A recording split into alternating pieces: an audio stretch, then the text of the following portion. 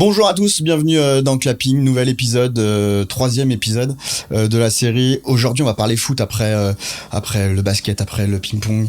C'est du foot aujourd'hui et j'accueille Romain Poyet. Ça va Romain ? Ça va, tout va bien, merci de m'accueillir. Bah, merci à toi de venir. Encore une fois, hein, dans cette première saison, l'idée c'est de parler du sport avec des locaux, au moins qui représentent le sport rouennais. Toi t'es rouennais d'origine, Ouais. On se connaît un petit peu parce que... Tu te rappelles que tu m'as eu en coach, hein ? C'est vrai ? Ah Ouais. oui. Bah oui. Tu sais ça. Bah oui, quand même. T'es quelle année ? 86. Ah oui, d'accord. Eh oui. Ouais. Bah oui. Ah oui, Moi, voilà. donc, Ouais, tu étais un petit peu plus vieux. j'avais toi. 17-18 et tu devais avoir 12 ans. Quoi. Ouais. C'est ça. Ouais, c'est ça. C'est Je ça. me rappelle. C'est ça.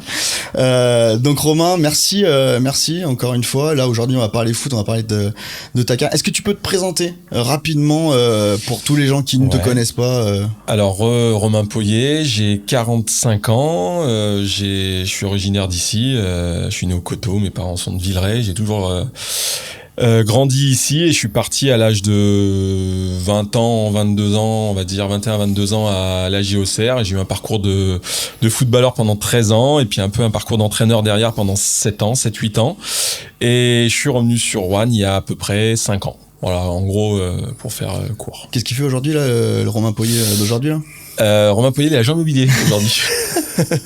ça change. Hein. Oui, ça change, mais c'est passionnant et c'est c'est une découverte pour moi, mais un métier que j'adore, donc je suis super C'était arrivé comment un peu par hasard, une rencontre, j'ai baigné un petit peu dedans puisque dans un parcours on essaye toujours de faire des investissements et assez jeune en fait. Et puis une rencontre sur mon arrêt quand je suis arrivé sur Rouen et puis ça a matché et aujourd'hui je suis agent immobilier, ça se passe super bien. Donc c'était pas une volonté comme ça, mais ça m'est tombé un petit peu dessus, mais je me dis que toujours la vie c'est une histoire de rencontre et donc c'est comme ça que ça s'est fait quoi. Ouais, on n'est pas là dans ton cas tu l'as pas préparé quoi. Enfin c'était vraiment pas du tout. Un truc de Pas du tout. Non, moi j'étais dans une dynamique de rester dans le milieu du sport puisque j'ai fait comme je l'ai dit 13 ans joueur, j'arrive à 34-35 ans où je termine ma carrière de footballeur et là c'est vrai qu'on se demande ce qu'on va faire.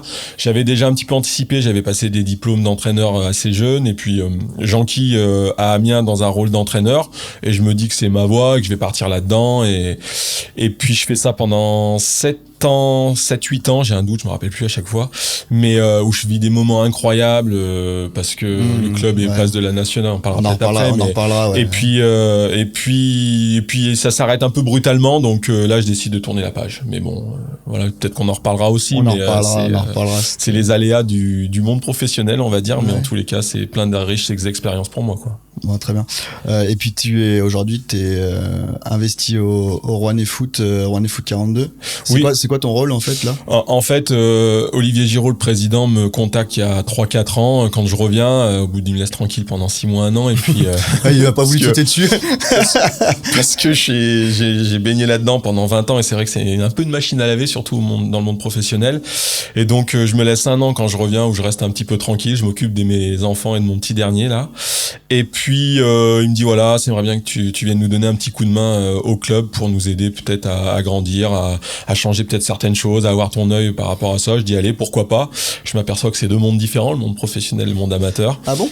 Avec des particularités. Donc aujourd'hui j'essaye de les aider dans la direction sportive. J'essaye de leur de les aider, de les aiguiller, de discuter avec les entraîneurs, de surtout faire la transition entre les 18 et les seniors en gros. Ouais. Voilà, le passage de l'ado plus au senior pour essayer de faire progresser cette équipe senior et la faire évoluer. C'est bien là, vous êtes bien placé en R2. Gros match ce week-end. Là, aussi. gros match ce week-end, qui peut décider de notre accession ou pas au niveau supérieur. Donc ce palier de la R2 à Rouen qui est un palier compliqué à passer. Ça fait 25 ans en fait que Rouen est en R2. Donc de toute façon, c'est simple. Le club Loire Nord à l'époque, quand il a été créé, il y a eu une montée en R2 et enfin il y a eu des redescentes, mais jamais au-dessus quoi. Non, jamais. Plusieurs fois, ça a tutoyé la montée. Ça a tutoyé, ça a jamais réussi à franchir le cap. Maintenant, il y a des raisons à ça et on essaie de résoudre certaines, mais c'est pas simple. Mais bon, cette année, on est sur une bonne dynamique. Après, j'espère que là, ça va aller du bon côté au moins cette saison, quoi. Moi, je souhaite une victoire ce week-end. Alors, ce week-end, on enregistre, l'épisode sortira plus tard, donc on saura un peu plus quand l'épisode va sortir. Mais c'est vrai que le foot à Rouen, il a besoin d'une équipe quand même un petit peu plus haut. Et ça fait des années, on essaye d'avoir une équipe, notamment N3, ce serait quand même bien quand même. Ça serait bien de tutoyer le niveau national, c'est clair, parce que il y a un vrai bon bassin de joueurs, on a des très bonnes performances en équipe de jeunes, on a des bons jeunes et ils nourrissent les clubs pro, on a quelques-uns à Lyon, à Saint-Étienne et dans d'autres clubs aussi. Donc aujourd'hui, c'est vrai que ces joueurs-là, forcément ils sont sollicités, peut-être que des fois s'ils revenaient, peut-être qu'ils pourraient revenir dans un club de N3. Et puis tous ceux qu'on forme qui partent pas, on aimerait les garder dans un club de national. Donc c'est une vision qu'on a, c'est un objectif maintenant. Voilà, il y a plein de choses à mettre en place. On essaye, mais on progresse. C'est bien. Bon, on revient à toi. Tu me dis si j'ai tort. Hein. Donc né le 25 novembre 80 au Coteau, c'est ça. Ouais. 45 ans. Tu vas avoir bientôt 46. Ouais. C'est vieux ça. Hein. Je dis ça. Non, mais j'en prends conscience chaque jour. Du coup, donc formé à Rouen, parce que tu as fait toute ta formation à Rouen, avec une année au milieu à Saint-Étienne. 2001-2002, alors il y a passage à Paumé. Ouais. Saint-Priest. Ouais. Après, c'est un peu incroyable ce qui m'arrive à ce moment-là, parce que moi je pars pas du tout dans cette option-là de me dire que je vais être footballeur professionnel ou pas.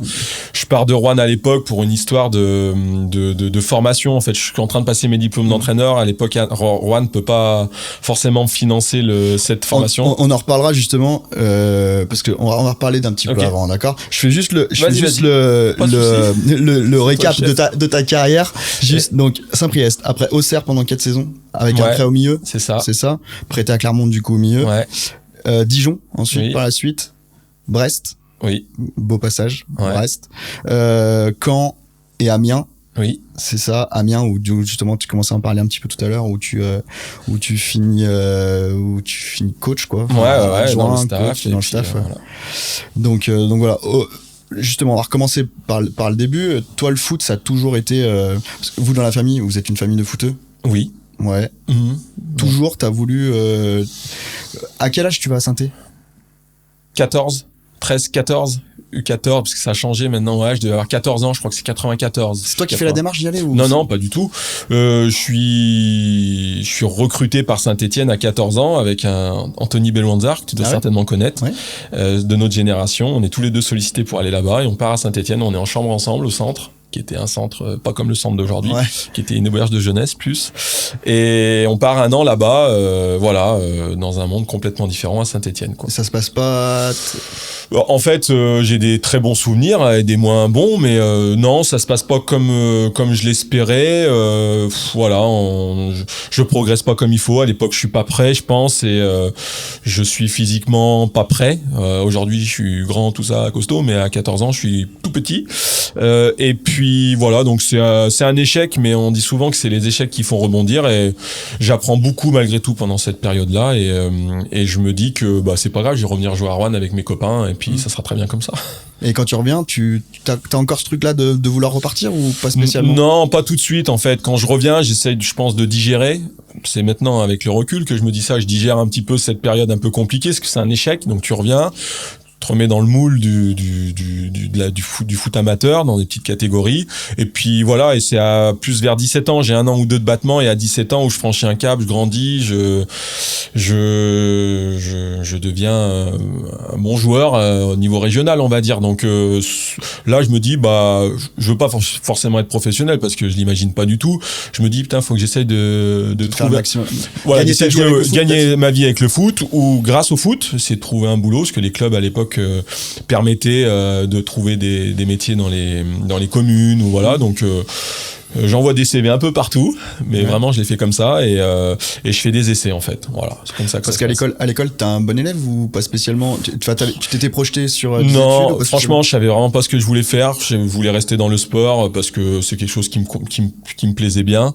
Mais non, j'ai un bac et puis après pas grand chose d'autre, pas une grande vision sur ce que je vais faire après. Je pense que voilà, à 18-19 ans, je savais pas trop ce que je voulais faire en fait. Ouais. Donc là, tu pars à Paumé?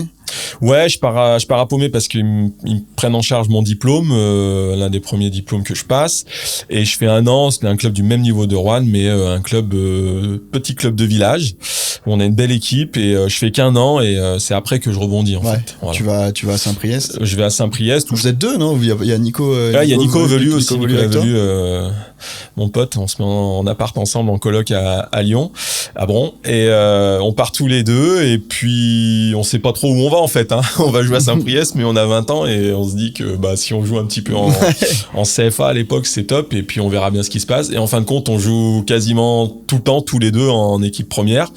Et puis voilà, et puis les choses basculent un peu pour moi parce que la saison se passe bien, et il y a un élément aussi un peu déclencheur au mois en janvier, je crois, ou février, un match de Coupe de France. Un match de Coupe de France qui fait que j'arrive, je fais un super match, et puis je suis sollicité par Auxerre pour venir faire un essai à Auxerre. Ouais, voilà. Ce match, c'est un truc de fou. Oui, c'est... Là, tu te dis... donc, c'est un match de Coupe de France. C'est quel tour? 32e? Ouais, ça doit être ça, je crois, de mémoire. 32e. Vous jouez à Gerland? Je me rappelle de ce match. Ouais. Vous jouez contre Auxerre, du coup? Contre Auxerre, la grosse équipe d'Auxerre de l'époque, pour ceux qui connaissent, qui ont un peu notre âge. Ouais, les Mexes, Boomsong, voilà, exactement. Que t'as éteint. Bah ouais, mais il y a des fois comme ça, tout se passe bien, donc et ça se passe bien pour moi ce jour-là, donc voilà. C'est t'as un truc qui t'est tombé dessus, où toutes les planètes s'alignent pour... Toutes les planètes s'alignent, je fais vraiment un match top, et tu marques? Non, parce qu'on gagne au penalty, je crois qu'on fait 0-0 dans le match, et on gagne au penalty, mais je joue devant, et puis j'ai dû avoir Mexes, Boomsong, je me rappelle plus exactement, je sais qu'il y a Mexes, c'est sûr, parce que c'est un pote à moi derrière, et puis on en reparle les années d'après, et voilà, et puis on gagne au penalty, je marque mon penalty, mais on gagne au penalty. Ouais, et puis là, c'était vraiment la grosse équipe d'Auxerre. Ouais, c'était la grosse équipe d'Auxerre, et voilà. Et du coup, comment ça se passe là? Il y a Giroud sur le... Alors non, parce que Giroud à l'époque, il a un problème cardiaque pile à ce moment-là. D'accord. Et en fait, c'est son adjoint qui est sur le banc. Et en fait, ça lui remonte tout forcément. Et il revient quelques jours après ou quelques semaines après, il voit quand même le match puisqu'il est hospitalisé ou il est chez lui, mais il est au calme. Et j'ai un contact pour aller à Auxerre, une semaine en stage, un essai, peut-être un mois après, quoi. Voilà, en gros, c'est comme ça que ça se passe, mois de février-mars, quelque chose comme ça. Et donc là, c'est vraiment, il t'appelle toi direct. Ah oui, il m'appelle moi. Et t'as pas d'agent à ce moment-là? Non, t'as pas d'agent, parce que voilà, alors j'ai quelqu'un qui essaie de me tourner un peu autour et qui me dit je t'emmène, vas-y, on y va ensemble et tout. Je fais ok. Je fais ma semaine là-bas, ça se passe plutôt bien. Et Giroud me dit à la fin de la semaine, écoute, on m'a dit plein de bonnes choses sur toi. Maintenant, je t'ai vu. Maintenant, je vais te voir encore un match, et je rejoue le match qui suit. La semaine qui suit, je rejoue dans la semaine rapidement après mon essai. Tu joues avec Auxerre? Non, avec Saint-Priest. Je reviens à Saint-Priest. Il me dit on vient de voir jouer encore une fois, on prendra une décision, on reviendra vers toi. Bam, je fais ok. Et on joue le match, et pareil, je réponds présent encore, je marque, je fais un bon match. Donc c'est que d'être bon dans les bons moments, quoi. À cette époque-là, t'étais neuf. Ouais, attaquant. Ouais. Parce que plus tard, ta carrière, j'ai évolué un petit peu après, malgré moi. Ouais. T'aurais préféré rester. Oui. ouais. Et pourquoi on te fait? Parce que peut-être on en parlera après, mais parce que le coach il décide de me mettre à un autre poste en pro, et puis tu préfères jouer, même si c'est pas ton poste, à un certain poste, que de pas jouer du tout, donc tu dis oui. Donc là t'arrives à Auxerre après. Auxerre, dans le deal, c'est quoi? C'est que tu vas tout de suite intégrer le club, l'équipe pro, ou en fait quand parce que la première saison t'étais plus avec la CFA. En fait, pour la petite anecdote, ce qui se passe, c'est quand j'arrive après ce match que je réussis encore avec Saint-Priest, j'arrive à Auxerre, puisque Giroud me voit. Le lendemain matin, coup de téléphone. Je sais même pas s'il y avait des portables à l'époque. Ouais, peut-être, je sais plus. Putain, on parle d'un temps. Je crois que je sais même plus. Je reçois un coup de téléphone et on me dit Giroud veut te voir ce soir à 18h. Le lendemain du match. Je fais ok, allez, je prends ma voiture, j'y vais. J'arrive avec ce pseudo agent, entre guillemets, qui vient avec moi. J'arrive dans le bureau de Giroud. à la Baie des Champs, et je suis avec Giroud.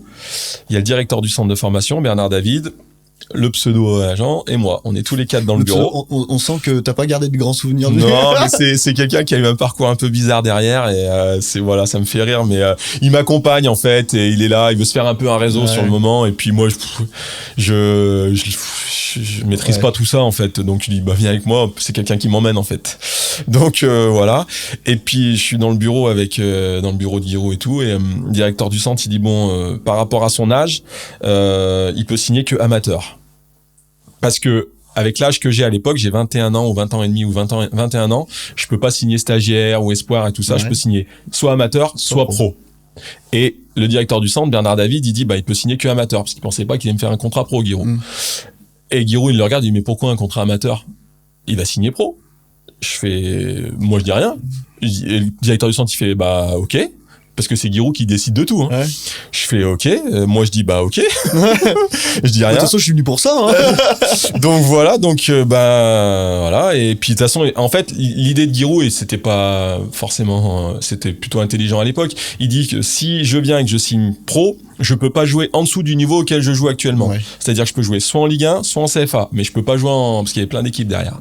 Alors que si je signe amateur, je pourrais jouer en CFA 2, en DH, il y a des clubs, voilà. Ouais, donc et Giroud me dit potentiellement il t'aura envoyé sur des week-ends. Voilà, et il m'a dit je préfère que tu viens et tu joueras au moins au minimum au niveau où tu joues maintenant, CFA et tout. Je fais OK, et il me fait signer un contrat de 4 ans, mais c'est un truc incroyable parce que ça se passe jamais comme ça en fait.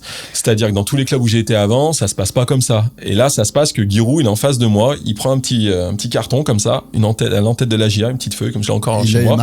Et il me dit saison 2002-2003, temps. 2003-2004, temps. Les chiffres sont fous ou... Non, et il me met en francs. On est en euros, mais il me les met en francs. Ça donc de vrai Giroud comme on l'imagine quoi. Non mais c'est vrai, en plus il me les met en francs. Non, c'est pas délirant, c'est très correct et tout, c'est pas démesuré, pas du tout. Et il me dit ça va, je fais oui, ça va. Et donc je signe, et il me dit voilà, t'as ton document, on le fait en 2 exemplaires, tu signes, je signe. Lundi tu viens et tu viendras signer ton contrat officiellement avec le comptable du club et l'administratif du club.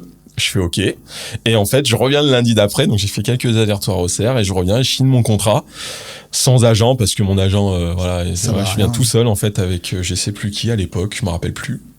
Et je signe mon contrat et me voilà signer mon contrat. Et ce qui est incroyable, c'est qu'aujourd'hui, ça n'arrive plus, c'est-à-dire que ça n'arrive pas qu'un entraîneur te fasse ton contrat en fait, ça n'existe pas. Maintenant t'as une cellule juridique qui t'a dit allez voilà votre. Mais même à l'époque, même les coachs à l'époque, ils avaient pas la vue sur les salaires, ils connaissaient même pas les salaires des joueurs et tout. Là il y a que Giroud en France. Il décide de tout. Il fait tout. Ouais.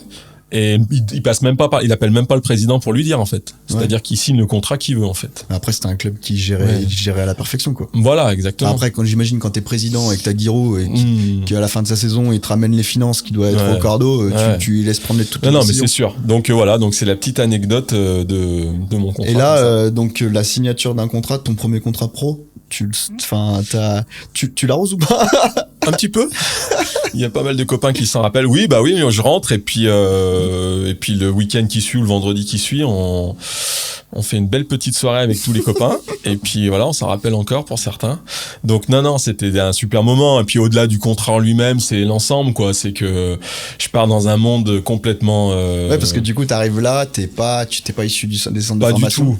Pas du tout. Il y en a avec toi qui sont dans ce. Pas. Non, il y a que moi en fait. T'es bien accueilli? Non. À cause de ça?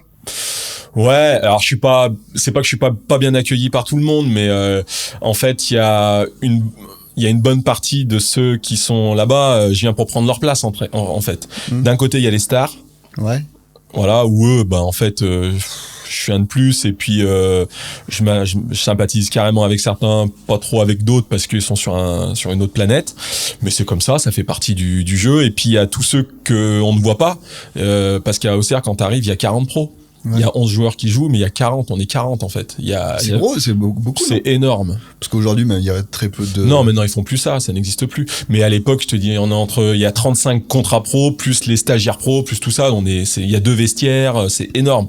Pour les entraînements, c'est énorme, tout est démesuré. Donc il y a une bonne partie du vestiaire dans lequel je suis qui est pas très content avec moi, qui est pas très sympa avec moi. Donc le mec qui arrive limite c'est le petit Giroud, non, c'est un peu ça? Non, c'est en fait, si tu veux, ils ont un parcours, ils sont partis de chez leurs parents à l'âge de 13-14 ans. Ouais. Ils ont été dans un centre de formation, ils ont vécu des moments difficiles, compliqués, loin de leur famille, loin de leurs parents, ils ont fait beaucoup de sacrifices et ils arrivent, ils signent à peine pro et puis moi, j'ai pas fait tout ça, j'arrive à 21 ans comme un cheveu sur la soupe. Pour eux, c'est ça en fait. Et je signe un contrat pro à la même hauteur qu'eux et je viens pour prendre leur place en plus. Donc c'est voilà, ça reste très compliqué pour moi et au bout de 2 mois je me dis mais qu'est-ce que je fais Vraiment, ici quoi. Tu te sens isolé? Oui, parce que je me dis mais j'ai rien à faire ici en fait, c'est pas mon. Si t'enlèves le contrat et ce que tout le monde aimerait faire à ma place, parce que tout le monde aimerait être à ma place à ce moment-là.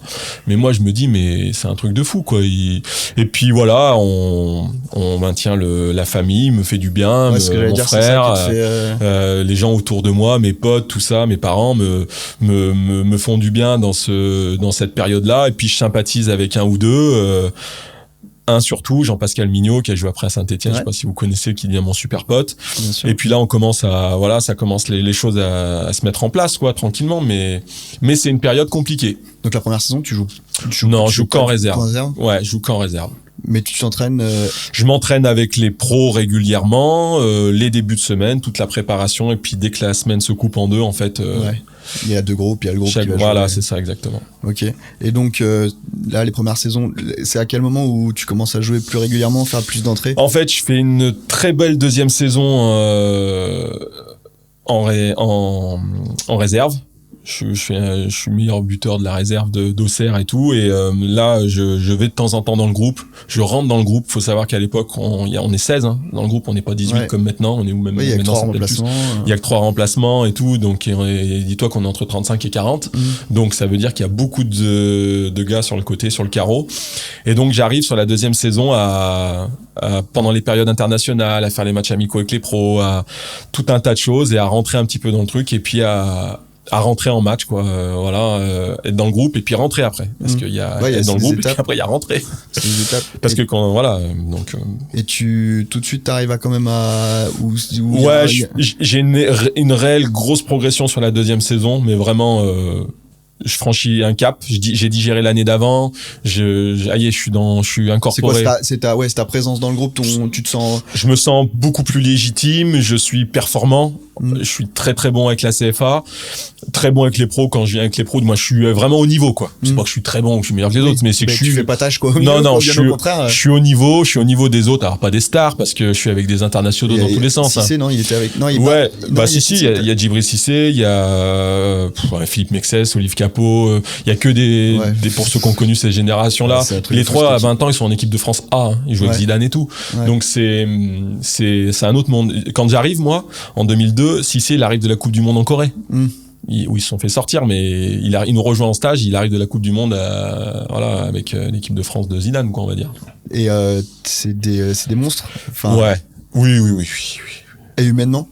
Enfin, aujourd'hui ils sont tous différents et j'ai sympathisé énormément avec certains, un petit peu moins avec d'autres. Il y en a qui sont un peu plus dans leur monde ou dans leur c'est différent, mais je garde que des bons, et ce qui est incroyable, c'est que pour la plupart, en fait, quand on était ensemble dans ces périodes-là, on était tous, on était copains, mais on était concurrents surtout.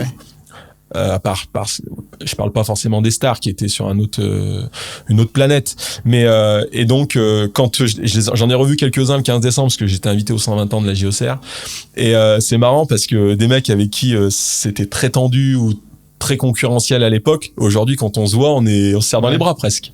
Alors que ça fait 15 ans qu'on s'est pas vu et tout ça. Parce que t'as vécu des trucs malgré tout. Voilà, et il y a plus du tout la même relation en fait aujourd'hui. Oui, puis quand tu laisses passer des années, en plus vous revenez dans un contexte, on fête l'anniversaire du club, donc il y a ce truc. Mais il y a surtout le fait que les mecs ils ont fait leur vie, ils ont fait leur carrière et ils sont contents de te revoir et ils se rappellent peut-être plus comment ils m'ont mis la misère, mais moi je m'en rappelle. Et après, il y a ce prêt à Clermont Ouais. au milieu parce que c'est toi qui te fais la demande. En fait, au bout de la fin de la deuxième année, Giroud il me voit, il me dit maintenant il faut que tu joues au haut niveau, il faut que tu joues en pro. Là ici ça va être bloqué parce que le niveau est très élevé et en fait comme je fais une très bonne saison en CFA, j'ai pas mal d'opportunités en Ligue 2 essentiellement parce qu'il aurait pas voulu me prêter en Ligue 1 de toute façon. Oui, bien sûr. Il voulait pas renforcer les adversaires et donc j'ai pas mal d'opportunités en Ligue 2 et je choisis Clermont parce que j'ai un bon feeling avec le président qui m'appelle et surtout parce que c'est pas très loin de Roanne. Bah oui. Voilà. C'est surtout ça. Ouais, c'est pouvoir surtout rentrer ça. rapidement, très souvent. Ouais, il y avait un peu de ça. J'avais des clubs comme Le Havre, comme Guingamp à l'époque qui étaient des vrais gros clubs de Ligue 2. Et tu t'isoles. Et là, voilà, et je suis encore plus loin que ce que j'étais, mais alors qu'Auxerre c'était pas très loin. Non, et donc là, je me dis que Clermont c'est le bon compromis. C'est un petit club à l'époque, et puis en plus ça va permettre peut-être de jouer plus parce que voilà, et en plus je me rapproche de chez moi, donc c'est bien. Ils ont toujours bien réussi, Clermont, je trouve, à aller chercher des prêts comme ça de joueurs comme toi, de clubs de Ligue 1, souvent des attaquants. Ils sont souvent allés chercher des oui, attaquants. c'est vrai ce que tu dis, mais c'est tout à leur honneur, et puis le club a bien évolué depuis. Ouais. Moi j'ai connu un club il y a 20 ans, c'était pas pareil. Alors là ils sont un petit peu plus en difficulté en ce moment, mais ça reste une super expérience pour moi parce que enfin je joue en pro de manière titulaire. Je fais 30 matchs, non? Ouais. J'en fais 37 titulaires sur 38. Et celui que je loupe, c'est parce que j'ai un problème je me fais ouvrir la tête, donc je peux pas jouer un match, mais c'est à cause de ça. Mais sinon, et on fait quart de finale de Coupe de France et quart de finale de Coupe de la Ligue, je crois, en plus. Donc je fais une saison complète. Vraiment, je fais 45 matchs dans l'année, à l'époque, c'est beaucoup, quoi. Bah ouais. Donc, voilà. Et tu marques en plus, tu marques pas mal de buts. Je fais une bonne saison dans l'ensemble, c'est bien. Et du coup, quand tu reviens à Auxerre, là, Alors parce que du coup, tu rejoues sans être vraiment titulaire aussi à Auxerre encore. Non. En fait, quand je reviens, Giroud n'est plus là, puisqu'il vient d'arrêter, et c'est Jacques Santini l'entraîneur. Et Jacques Santini me connaît pas, et quand j'arrive, je repars un peu à zéro entre guillemets. Donc, mais je fais une belle préparation et il m'incorpore dans l'équipe. Je suis pas titulaire, mais je rentre. Mais de toute façon, il y a des stars, donc c'est toujours pareil. C'est des gros clubs où voilà, il y a des gros attaquants, plus je joue attaquant. Donc à l'époque, ils recrutent Luyundoula, il y a Benjani, il y a l'international belge Luigi Pironi. Donc j'arrive 4e sur la liste quand même, quoi. Même si je fais une super préparation. Peggy Luyundola n'est pas là au départ, donc je suis 2e attaquant, on va dire. Mais voilà, quoi, donc c'est compliqué. Tu doutes à ces moments-là, là? Non, pas du tout.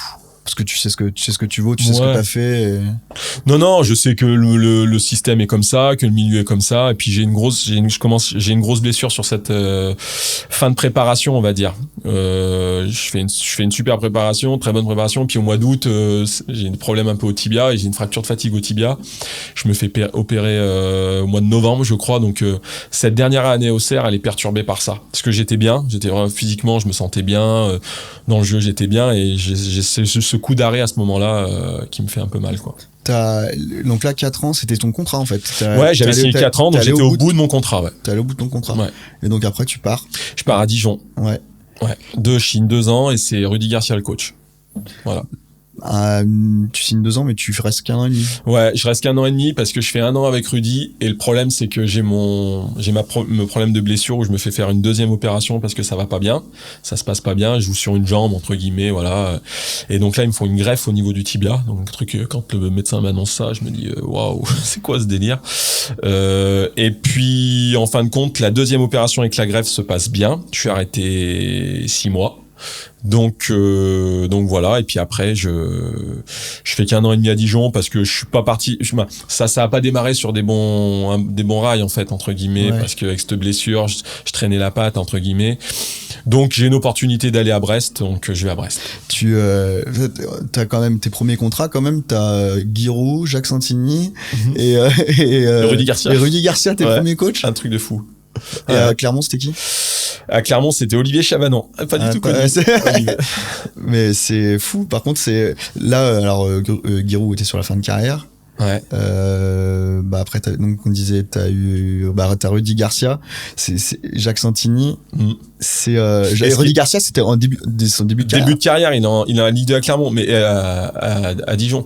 Mais pour une anecdote aussi sur Jacques Santini, c'est incroyable parce que Jacques Santini, moi quand j'ai 13 ans, je suis à Rouen, je suis tout le temps la SR à l'époque, et en fait, je sais pas si tu sais, mais il est devenu coach de Rouen à l'époque, de l'AS Rouen. Non, je l'avais pas. Peut-être 6 mois, il est coach de la SR, et donc moi je suis tout le temps, je suis l'équipe parce qu'il y a mon frère un peu tout ça, et je me retrouve sur le banc, gamin, il me laisse sur le banc à côté de lui, Jacques Santini qui était comme un ancien vert, une star de Saint-Étienne, et moi j'étais comme un dingue, je regardais Jacques Santini, j'étais tout gamin et j'étais assis à côté de lui, et il se retrouve à être mon entraîneur.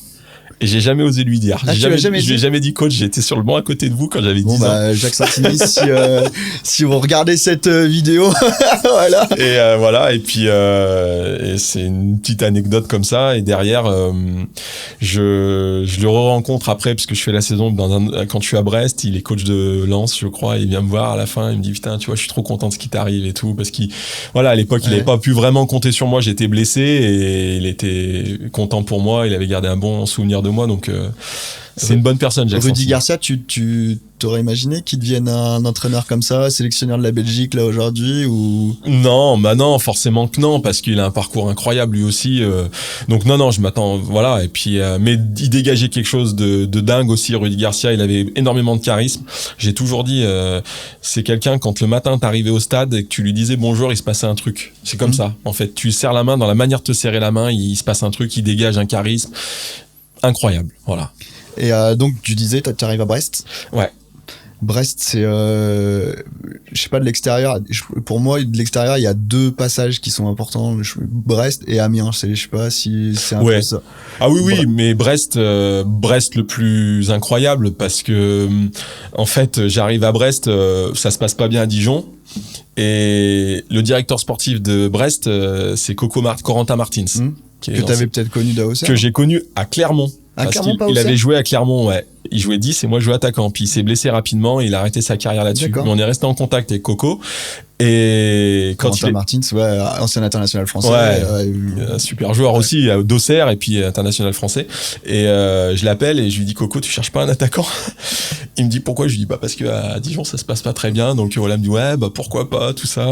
Puis il me rappelle 2 jours après, il me dit il me fait venir au mois de janvier. Et Brest est en Ligue 2, ouais. Dijon on est en Ligue 2 et Brest on est en Ligue 2. Et donc j'arrive au mois de janvier, sauf que le coach à l'époque il a pas forcément envie que je vienne, je pense. Ah ouais. Ouais. Mais bon voilà, j'arrive à le convaincre qu'il faut me faire jouer. C'est Pascal Janin. Il était à Strasbourg ensuite derrière. Ça avait pas mal tourné là, c'est les coachs là. Ouais, beaucoup ouais. Avant, c'est juste avant qu'Alex Dupont arrive en fait. Voilà, c'est ça. Ouais. Et donc j'arrive à Brest le 30 janvier 2008, je me rappellerai toujours. Il pleut à torrent. Après, je connais pas Brest. Tu t'attendais à quoi? Je pars de Dijon avec mon sac tout seul, je laisse ma femme et la petite à la maison et j'arrive à Brest dans un gris incroyable, c'est un truc de fou. Les 15 premiers jours où je suis là-bas, il fait que pleuvoir et je suis dans un hôtel moyen, on va dire. Et puis en fin de compte, on reste 5 ans là-bas et je suis parti en pleurant quoi parce que j'ai adoré vivre là-bas. C'était fou, puis en plus sportivement. Ouais, pas sportivement, on a vécu des trucs dingues aussi avec une génération et une équipe de super mecs avec qui j'ai encore des relations quoi. Ouais, comme qui par exemple? Bruno Grougine, Olan Roux, Ben Le Zouamier, Oscar Ewolo, tous ces gars qu'on fait qui ont fait la montée, fait tous la montée au Mardaf, j'en oublie mais au final vous avez une sacrée équipe quand même. Ouais, on avait un super mec surtout. Ouais, mais même au final, il y a quand même beaucoup de gars qui ont une belle carrière derrière, quoi. Steve Elana aussi. Ouais, oui, bien sûr, mais quand je dis, parce que moi, le plus important, c'est ça, c'est l'humain, c'est le côté humain des choses. Bien sûr que c'est des bons joueurs, tous. Parce qu'ils c'est soit des internationaux pour certains, soit des mecs qui ont fait des belles carrières et tout. Mais au-delà de ça, ce qui a fait notre force, c'est l'état d'esprit de l'équipe et des gars, en fait. De toute façon, quand tu m'arrêtes si je me trompe, mais je pense pour des équipes comme ce standing de Brest, quand t'es de la seconde, on va dire, division, de la première division, on va dire, cette deuxième partie, t'es obligé d'avoir ça. Tu peux pas avoir que sur du talent, puisque non, c'est clair. Puisque tu l'as pas. Tu l'as moins que en face, en fait. Donc si tu veux des résultats, il faut que ça passe par là. Et là, il se crée un truc entre nous où voilà, ça se passe très bien. On a des très bonnes relations, on s'entend tous bien, nos femmes s'entendent bien. C'est un ensemble en fait. Tu vas rencontrer différents sportifs et tout ça. Alors surtout peut-être sur des sports collectifs ou des sports individuels, mais c'est hyper important. La cohésion des. Toi, tu t'es toujours éclaté dans ces groupes-là. Les meilleures saisons, c'est quand t'avais des groupes où tu t'entendais bien avec les gars. Ouais. C'est obligatoire en fait.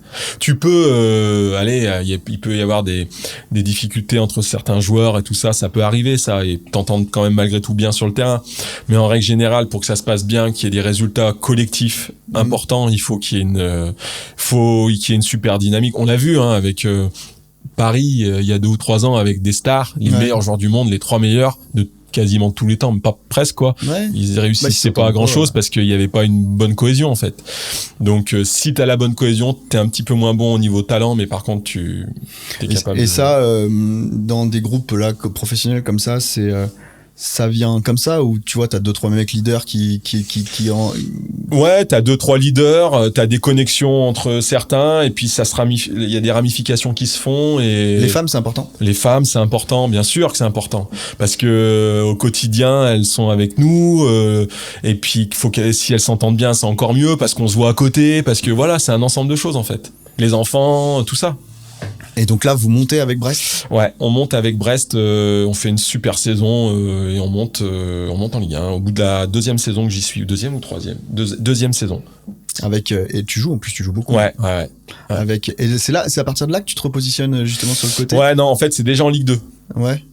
Parce que Alec Dupont, j'ai toujours eu des relations pas compliquées, mais bizarres avec les coachs, parce que tous au départ, ils sont pas trop forcément pour me faire jouer, ils veulent me changer de poste et tout ça, puis en fin de compte, à la fin, ça s'est pas trop mal passé. Mais ouais, Alex Dupont, il vient me voir au début, il me dit parce que quand j'arrive à Brest pendant 1 an et demi, les résultats sont moyens. Moi, je suis correct, mais je suis moyen. Et puis, lui, il reprend l'équipe. Il vient me voir, il me fait, bon, Romain, voilà. Aujourd'hui, si tu joues devant, tu seras mon 3e choix. Et sur le côté droit, tu seras peut-être mon 2e choix. Voilà. Donc, si tu veux partir, tu peux partir. Je lui fais, coach, il me reste 2 ans de contrat, moi j'ai pas envie de partir, je suis bien, on est en Ligue 2. Donc voilà, je dis on fait la saison, si vous dites, et je le regarde et je lui dis si vous faites jouer les meilleurs, moi je veux faire partie de l'aventure et je vous ferai voir que je suis meilleur avec les autres. C'est vrai ? Ouais, je lui dis ça. Et puis un peu concours de circonstances aussi, je passe à droite et T'as toujours été sûr de toi Ouais, alors après oui, mais c'est pas de la prétention. Non, mais c'est de la... Oui. Je pense qu'il faut à ce niveau-là. En fait, peut-être que je dégage comme ça l'esprit de quelqu'un qui est pas trop, qui se met pas trop en avant ou tout ça, parce que c'est ma nature, je suis un peu comme ça. Mais par contre, intérieurement, je pense que j'ai énormément confiance en moi et je renonce jamais. De toute façon, il faut ça, je pense, pour avoir une carrière aussi longue. Il faut incontestablement un gros mental. Voilà, c'est ça moi qui a fait ma force par rapport à des copains à moi qui n'ont pas réussi ou qui ont moins réussi et tout ça. Un peu de réussite, un peu de chance d'être bon au bon moment, mais surtout un énorme mental. Et donc tu lui dis je lui serre la main, je me rappellerai toujours sur le stade d'entraînement et je lui dis coach, si on considère que vous ferez jouer les meilleurs, c'est pas grave, je reste, je prends le risque de pas jouer. Et il me dit ok, allez, c'est parti. Et il propose de partir à Amiens à l'époque. Il me dit parce que j'ai Amiens qui m'ont appelé pour toi en national. Je lui fais, j'en parle avec ma femme le soir. Elle me dit mais tu vas pas aller en national, ça va pas ou quoi? Elle me dit non, on reste ici et tout. On se monte la tête tous les deux, tu vois. Non, attends, moi je suis là. Mais voilà, mais attends, je suis arrivé sous la pluie, je vais rester. Non mais elle a été elle me dit franchement pourquoi tu joues? En plus je jouais. Ouais. En fait tu vois c'est en début de saison, je jouais en plus. Il me dit tu joues en Ligue 2, pourquoi tu dois partir en national? Ouais, c'est vrai, t'as raison. Puisque moi peut-être dans ma tête je me serais dit il va peut-être me rentrer dans le cerveau, peut-être que je vais y aller à Amiens, mais en fin de compte non, j'y vais pas, je reste là. Et donc on fait toute la saison, on fait collectivement une super saison et on monte en Ligue 1 à 5-6 journées de la fin, donc super saison et tout. Donc c'était jamais arrivé à Brest depuis 19 ans, ça faisait 20 ans que le club attendait ça à peu près. Et donc on monte en Ligue 1. Et après tu fais 2 saisons. 2 saisons, ouais. Et vous êtes un peu un poil à gratter en Ligue 1. Ouais. Vous finissez, on regarde le classement, vous finissez juste au-dessus de la zone de relégation. Ouais. Mais moi, j'ai le souvenir de cette époque-là où en fait, Brest tu savais jamais ce que ça, enfin, c'était poil à gratter, vraiment. En fait, on commence la saison, la première saison très bien, et à la 12e journée, on est leader. On reçoit Saint-Etienne chez nous, on gagne 2-0 contre Saint-Etienne, et on est premier de Ligue 1 à 12 journées, alors on est promu au mois de novembre, je crois, quelque chose comme ça. Et c'est un truc dingue, quoi, tu vois. Le lendemain, on est dans l'équipe et tout, c'est un truc de fou, quoi. Ouais, il y avait Nolan Roux qui était un peu la coqueluche, un peu la star de l'équipe. Carrément, même. Ouais. Petite anecdote, en 2010, il y a une stat sur la ville de Brest. Quel est le prénom le plus donné aux enfants sur Brest? Nolan. Non, énorme. Si, sérieux? Ouais, c'est pas étonnant. Non, mais c'était notre petite star. Ouais. Il a quel âge? Il est plus jeune. Ouais, Nolan, il doit avoir 36, 37 ans maintenant. Ouais. Peut-être il doit avoir 7-8 ans de moins que moi. Ah, moi, quand j'avais 30, il avait 22, 23, quoi. Comme ça. Ouais, il plantait but sur but. Il était incroyable aussi, lui. J'ai, donc, dans le clapping, maintenant, vous savez, je demande à mes invités de ramener un maillot. Toi, tu m'as ramené, tiens, vas-y. Ah, bah, tiens. Alors, vas-y, non. Fais-le voir, tu le montres à la caméra. Celui d'Eden Hazard. C'est ça, exactement. En fait, c'est un peu à la suite de ce que je te dis du. Alors c'est marrant. On sent que les fibres, c'est pas les mêmes que maintenant, tu vois. Non, c'est un petit peu différent, mais il est bien celui-là, il est collector, faut le garder. Il est collector. Ah bah celui-là, garde-le, hein, je peux te le dire. Donc suite au match de Saint-Étienne que je te dis, on joue Lille, on va à Lille pour le match de championnat qui suit, quoi. Et on est premier de Ligue 1 et eux ils sont deuxième. Et eux, cette saison-là, ils finissent champions de France devant Paris et tout. Avec une équipe de fous, dont Eden Hazard et Adil Rami, Aurélien Chedjou, Landreau, Debuchy, Cabaye, Balmont, Gervinho, tout ça, Moussasso, et on joue chez eux en tant que leader, premier contre deuxième là-bas, quoi. Et à la fin, la petite anecdote, c'est que je marque. Et pas un petit but, hein. Ouais, encore un but à bon moment, quoi. J'ai envie de dire. Je vous le mettrai en lien dans la vidéo. Et magnifique ce but. Ouais. C'est ton plus beau de carrière pro. C'est surtout le plus beau parce que déjà il est beau, mais surtout dans le contexte en fait, parce qu'on joue à Lille et tout ça. C'est à Villeneuve d'Ascq, quoi, à l'époque. C'est Villeneuve d'Ascq, ouais. Ils sont en train de faire leur nouveau stade et ils jouent encore à Villeneuve d'Ascq et on perd 1-0 et je marque le 1-1 ou le 2-1, je crois, je sais plus, je me rappelle plus exactement. Et ouais, donc je marque ce but là avant la mi-temps. Et je me rappelle que il y a un journaliste qui m'interviewe à la mi-temps, tu sais comment ça se fait quand tu sors il me dit, tu sais que t'as mis le but de l'année là et tout. Je fais, ah ouais, peut-être, tu t'en rends pas forcément compte sur le coup parce que t'as pas eu, quand tu revois les images, tu dis, pas mal quand même. Tu t'en rappelles je me rappelle qui me fait la page, je me rappelle de tout. C'est qui te fait la page? C'est Mario Lichka, c'est un international tchèque qui joue chez nous. La petite balle par-dessus et tout. La volée. Mais je me rappelle de ce but. Parce en préparant du coup ce que je disais à Romain, j'ai montré à mon fils du coup ce but-là parce que il est quand même magnifique. Et je savais pas que t'allais apporter ce maillot-là du coup je me suis dit pourquoi pas parce que donc à la fin du match, le staff de Lille, c'est Rudy Garcia en fait, le coach de Lille à l'époque que je connais moi et je connais son staff et je vais voir l'adjoint de Rudy Garcia, je lui dis à Fred Bompard, c'est son adjoint, je lui dis Fred, putain j'aimerais bien que tu me récupères un maillot s'il te plaît et tout, je lui donne mon maillot et je lui dis si tu peux m'en récupérer un parce que les joueurs tu vois à la fin ils se barrent vite, ça pour certains et tout. Et il revient, il me fait tiens, je te donne celui de Hazard, il a voulu ton maillot, donc je te donne le sien parce que vu le but que t'as mis, il voulait ton maillot, quoi. Donc je fais ok, super. Donc il a un maillot de Romain Poyet. Ouais, je sais pas s'il l'a gardé, mais bon. C'est fou. Non, c'est bien. Donc voilà, incroyable. Il était impressionnant, Hazard. C'est le meilleur joueur contre qui j'ai joué. À cette époque-là, je me rappelle du dernier, je crois qu'ils sont champions et il me semble que le dernier match ou l'avant-dernier match, il le joue à Saint-Étienne ou je sais plus il y a un truc comme ça. Et je me rappelle que le stade est applaudi et tout, tellement c'était un génie. Franchement, cette équipe-là, ils avaient une équipe incroyable. Lui, c'était un joueur incroyable aussi. Ouais, c'est vraiment. C'est lui qui t'a vraiment le plus impressionné. Ouais, j'ai joué Ribéry, Benzema, Ben Arfa aussi. Ben Arfa, exceptionnel. C'est les 4-5 joueurs, mais Hazard, c'est vraiment du niveau, top niveau, quoi. Et donc à Brest, tu gardes de très bons souvenirs là aujourd'hui. Ouais. Là, c'est quoi ta vision là par rapport justement au club là avec ce qu'ils ont fait là ces derniers temps? C'est génial, franchement.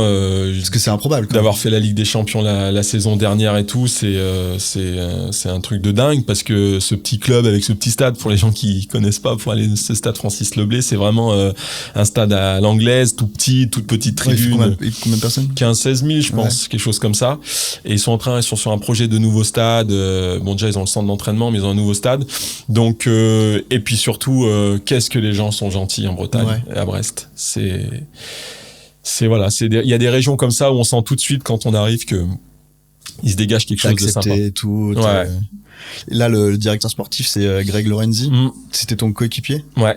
J'ai joué avec lui. Ouais, on était. Et c'est fou comme ils arrivent à travailler avec peu de moyens. Travail incroyable. Franchement, ça fait 4-5 ans qu'il est à la tête du club comme ça. Et ils ont réussi un recrutement, des super recrutements. Voilà. Donc, non, c'est bien. Il fait du bon travail. Donc, très bien. C'est une belle reconversion pour lui.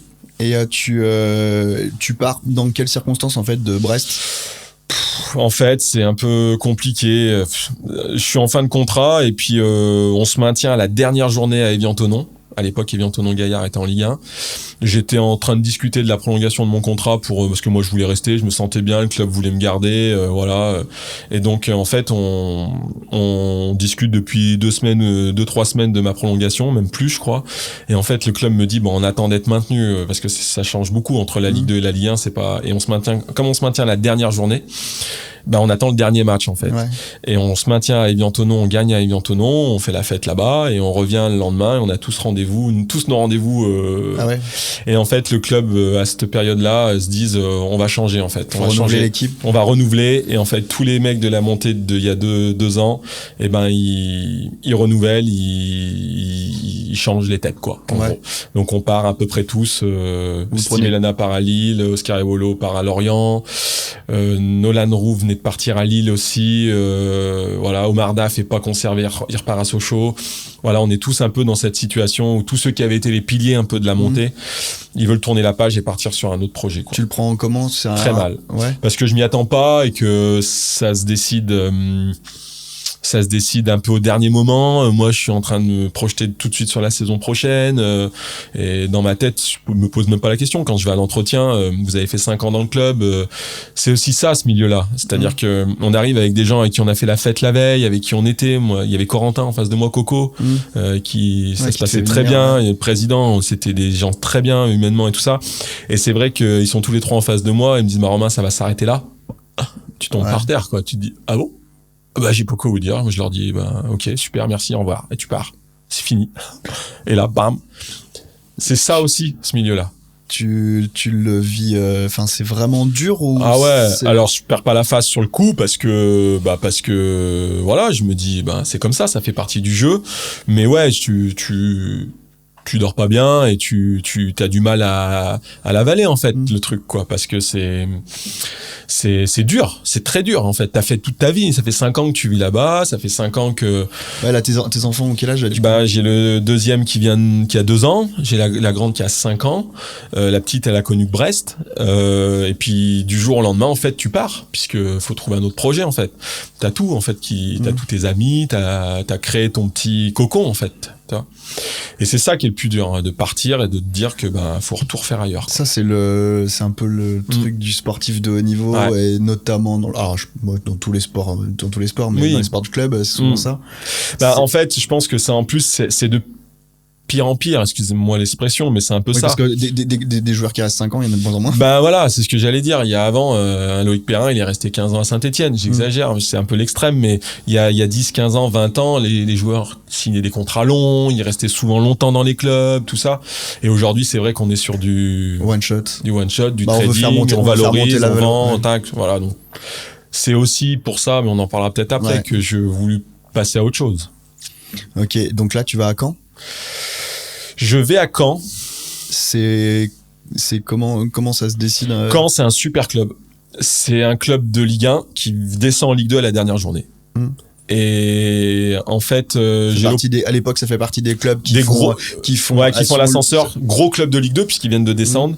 Et j'ai 3 opportunités à ce moment-là, tout de suite le lendemain. J'appelle mon agent, parce que là j'ai un agent, puis qui me suit depuis le début en fait. Enfin, puis après au CR du coup. Ouais, puis après au CR. Puis après ce rendez-vous. Voilà, c'est ça.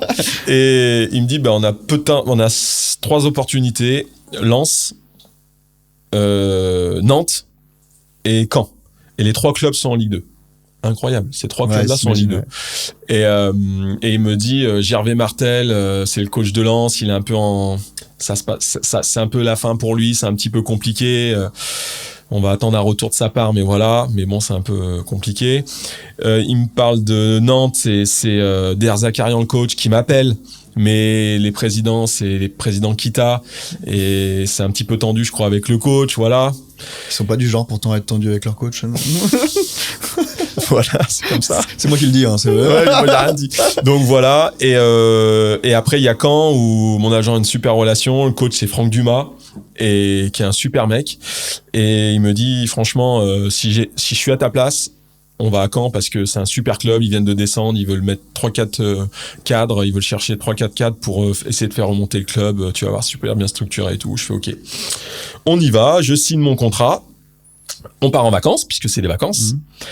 Et quand je redescends de l'avion, quand je rentre de vacances, et ben en fait ils ont viré Franck Dumas pendant les vacances. Oh là, d'accord, ok. Donc voilà, parce qu'il est descendu et parce que voilà, et ils mettent notre ami Patrice Garande, l'ancien vert, qui devient mon entraîneur, voilà. Et c'est pas l'amour fou entre nous. D'accord, ok. Encore une relation compliquée. Ouais, relation compliquée. Voilà, maintenant c'est comme ça fait partie du jeu. Ça se passe pas très bien du départ, et puis ça s'avérera pas un très bon choix d'être allé à Caen, quoi. Ouais. Donc tu fais 1 an et demi. Je fais 1 an et demi. C'est un super club. Vraiment, les infrastructures, l'organisation du club, les gens sont plutôt bien. Ouais, puis c'est un club historique. Voilà, il y a vraiment centre de formation, tout, c'est top, bien organisé, bien structuré. Mais moi, voilà, ça se passe pas très bien avec Patrice Garande. C'est comme ça fait partie du truc. Et là, vraiment, je joue pas beaucoup. Je joue un peu la première année, pas du tout la deuxième. Donc, au bout de la deuxième, je pars. Et tu pars au milieu de saison. Je pars en milieu de saison, ouais. À Amiens, du coup. À Amiens. Et donc là, deuxième endroit marquant de ta carrière. Ouais, deuxième endroit, puisqu'on reste 8 ans. Et Amiens, c'est un peu par hasard. Là, t'as quel âge quand t'arrives à Amiens ? J'ai 33. Donc, je suis vraiment en fin de carrière, là. Déjà, tu posais des questions sur l'arrêt de ta carrière ? Je me sens super bien physiquement, puisque j'ai pas de pépins particuliers, je me sens en forme et tout ça. Mais voilà, Brest, je suis pas gardé, on descend en Ligue 2. Ligue 2, je fais 1 an et demi, ça se passe pas bien, je vais en National à Amiens. J'ai que 33-34 ans, en fin de compte, je suis pas si vieux que ça, mais je me dis, putain, c'est pas... Voilà, quoi, je joue, c'est bien et tout, mais... Et je pars à Amiens parce qu'en fait, j'ai envie de revivre une aventure humaine, en fait. À Caen, c'était pas trop ça, mais le coach est important là-dedans. Il a pas réussi à transmettre ça, en fait, je pense. Les joueurs, voilà, ça se passe bien avec les joueurs dans l'ensemble, mais voilà, ça dégage pas un truc qui me plaît, en fait, d'une manière générale. Donc, puis aussi, peut-être que je suis pas bon, il y a pas que ça non plus, peut-être que je mérite pas, et que voilà, mais bon, peu importe, c'est pas grave. Et je vais à Amiens, et le coach d'Amiens, c'est Olivier Chouafny, l'ancien joueur qui était à Strasbourg, Marseille, tout ça. Il m'appelle et il me dit, parce qu'en fait, pour la petite anecdote, j'ai mon beau-frère qui jouait à Amiens à l'époque, et il fait un peu le forcing, il nous met en relation et tout. Et puis Olivier Chouafny m'appelle et me dit, Romain, si tu j'aimerais bien que tu viennes et tout, parce qu'on galère et tout en national. Viens passer un match amical avec nous, on est au mois de janvier, et puis tu fais ton ressenti et puis tu verras ce qui se passe, en fait, tu vois. Et donc moi je vais faire le match amical. On fait le match amical contre... Attends, juste un truc, comment ça se passe là ? Parce que tu es sous contrat avec Caen. Ouais, le club me donne l'autorisation, en fait. C'est tout. Je dis à Caen, ils veulent plus, entre guillemets, le coach veut plus trop de moi. Ouais. Je dis, coach, j'ai une opportunité d'aller à Amiens, il me donne, faut que je fasse un match amical. Il me dit, bah, vas-y, et puis c'est toi qui décides, en fait. Ouais. C'est moi qui décide toujours, c'est toujours nous qui décidons. Mais voilà, donc il me donne l'autorisation au niveau des assurances, il n'y a pas de souci. S'il m'arrive quelque chose, par exemple, une blessure ou quoi. Et donc, je vais faire ce match amical, et là, au-delà du match en lui-même, on y va en bus et tout, je rentre dans le bus, parce que moi, on faisait que prendre l'avion avant, quasiment. Et là, tu vois, on joue aux cartes dans le bus, on joue au poker ou je sais pas quoi. Et il y a une ambiance qui me plaît carrément, en fait. Parce que parce que bon, il y a mon beauf, et puis il y a les joueurs aussi autour, tu vois, et on fait 2 heures, on fait 5 heures de transport, et pourtant l'équipe, au niveau du classement, c'était moyen, tu vois. Mais par contre, c'est super, tu vois. Je rentre chez moi à ma femme, je lui dis franchement, j'ai passé une super journée, c'était trop bien et tout. Vas-y, je vais aller à Amiens, elle me dit c'est en national, j'ai 33, 34 ans, je dis allez, pourquoi pas, on verra, on va vivre une aventure et tout. Et donc, je débarque à Amiens, 3 jours après, quoi. J'appelle le coach, je dis bah c'est bon, j'ai choisi. Juste pour ces mouvements là, comment ça se passe familialement quand tu déménages, en fait quand tu prends la décision là, par exemple Brest, tu te sauves, t'as ton rendez-vous, tu pars à Caen, tu signes à Caen, là en 3 jours tu pars à Amiens, ta femme, tes enfants ils te suivent tout de suite ou comment ça marche? Quand je pars de Dijon à Brest, ma femme me rejoint au bout de 15 jours. Moi je pars tout de suite en fait. Ouais, toi oui. Dès que j'ai le truc, je pars dans la journée, je fais mon sac et je pars. Ma femme, j'arrive, je suis un peu à l'hôtel quelques temps, j'essaie de trouver un truc et elle me rejoint au bout de 15 jours. Je trouve un meublé, tout ça et tout, un peu dans l'urgence. Après, quand je pars de Brest à la fin, en fait, c'est l'intersaison. Donc, on a un mois, on a le temps de se poser, tout ça, de voir où on va et tout. Là, quand je pars à Amiens, le vendredi, je te dis n'importe quoi, le mardi soir, je dis je pars. Le mercredi matin, je pars. Je pars avec mon sac et je reviens pas demain. Oui. C'est pas trop loin, il y a 2h30, donc ça va. Mais je pars, et puis je pars pour la semaine, et là, sur cette période-là, ma femme, elle reste 6 mois à Caen avec les enfants. D'accord. Parce qu'ils sont scolarisés, tout ça. Ouais, t'es obligé de finir et moi, je vais à Amiens, je prends un meublé, et puis je fais un peu les allers-retours. On joue le vendredi soir, donc j'ai les week-ends quand même, et puis la semaine, si je peux, je rentre, donc voilà.